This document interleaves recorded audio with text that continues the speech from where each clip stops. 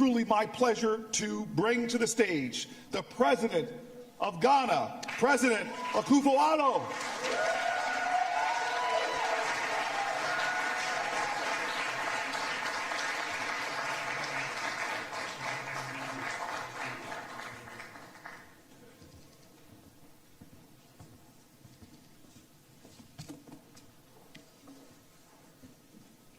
Madam Vice President, ladies and gentlemen, I thank the African and Diaspora Young Leaders Forum for making me part of this conversation and for the opportunity to deliver these remarks at the closing plenary in the presence of the U.S. Vice President, the Honorable Kamala Harris, and in this spectacular building, so admired by all Ghanaians, and indeed by all Africans, as it was designed by one of the foremost architects of his generation, the globally acclaimed Ghanaian architect, David Adjaye.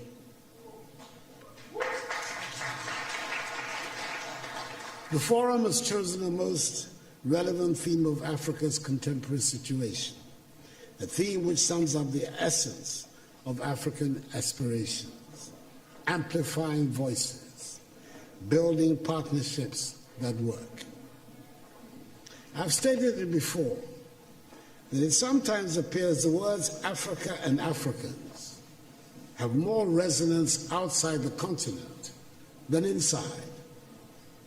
When we are home on our continent, it always seems very important to assert that we are Ghanaians, Ivorians, Kenyans, Nigerians, Swazis, Senegalese, Rwandans, South Africans, and Zambians.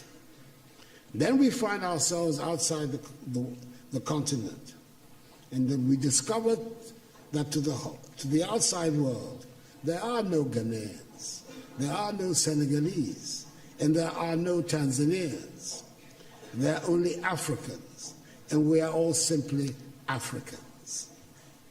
The lesson for me is clear. Our destinies are intricately linked with each other, and we're talking not only about those of us on the continent, but about the Africans in the diaspora as well. You can be an honors graduate from any of the top universities of this country. You can be a second or third generation American, and you can be in a well-paid job. If there's an outbreak of Ebola someplace on the African continent, you are an African. Anyone, everybody in a position of leadership in Africa today, thus has his or her work cut out. The urgent responsibility we face is to make our countries and our continent attractive for our peoples, to see them as places of opportunities. It means we must provide education, quality education and skills training. It means our young people must acquire the skills that run modern economies. The impact of a successful Africa on the image and standing of Africans in the diaspora applies with equal force to the image and standing of her sons and daughters who go by the name African Americans, and indeed to all her kith and kin in the Americas and the Caribbean. There's a lot of room for your perspectives and energies back in Africa. History tells us of the positive impact of diaspora communities on the growth and development of countries through increased trade activities, rising investments, and the transfer of skills and knowledge. Take the case of China, for example. With an emigre population of some 60 million, the Chinese diaspora is said to be the 25th largest country in the world, who, according to the Nikkei Asian Review, own assets worth 2.5 trillion United States dollars. When foreign companies in the late 1970s reduced their investments in China, it was the Chinese diaspora that shored up the economy.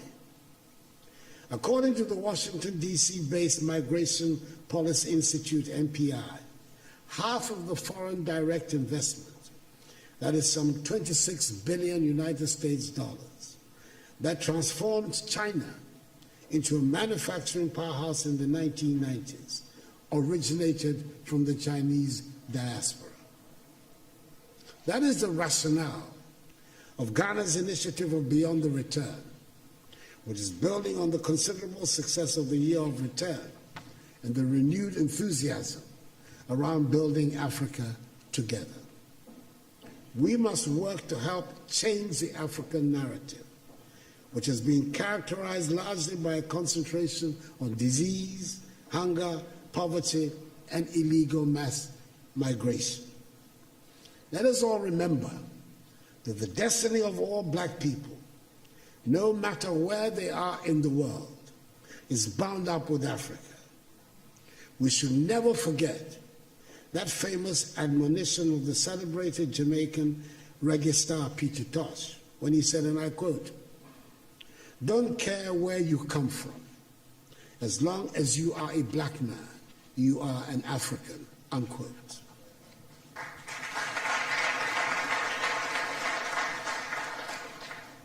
We must help make Africa the place for investment, progress, and prosperity, and not from where our youth flee in the hope of accessing the mirage of a better life in Europe, Asia, or the Americas.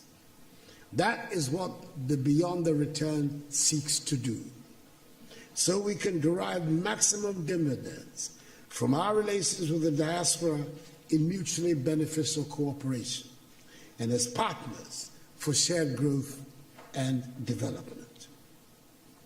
The second half of the 20th century witnessed a great blow for human progress and freedom when the African peoples, in the wake of Ghana's shining example, liberated themselves from the colonial and imperialist yoke and the racist ideology of apartheid and emerged as free, independent peoples to construct new nations of hope and advancement. The first half of the 21st century should consolidate this development and see the growth of modern, prosperous, technologically advanced nations within a united Africa, which would make a reality of the dream of the 21st century as the African century and bring dignity and respect to black people all over the world. We've done enough talking, and dare I say we've had enough conferences and workshops.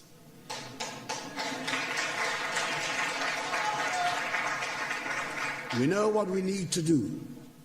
It is time just to do it. We've run out of excuses for the state of our continent. We have the manpower. We should have the political will. It is time to make Africa work. We have good reason to be proud of who we are and the beautiful continent that is ours with its vibrant cultures. The geographic space covered by Africa makes it the second largest of the 7 continents. It has 30% of the world's remaining minerals of value. It has some of the most breathtaking scenes on our planet. It has plants and animals that are wonders of the world and critical for the survival of the globe. I hear a lot about the need to change our narrative and tell our own good story. Ladies and gentlemen, as the saying goes, nothing succeeds like success. If we work at it, if we stop being beggars and spend Africa's monies inside the continent, Africa would not need to ask for respect from anyone. We would get the respect we deserve.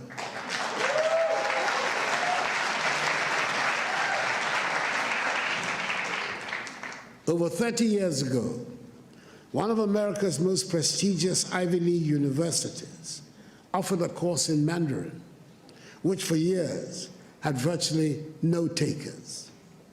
Today, there is standing room only. And it is not because the course is any easier. It is because the position of China has changed. 30 years ago, 20 years ago, China was nowhere near where it is today.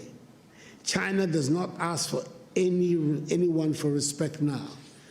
She does not need it. Let us make our continent the prosperous and joyful place it should be, and the respect would follow. I thank you for your attention.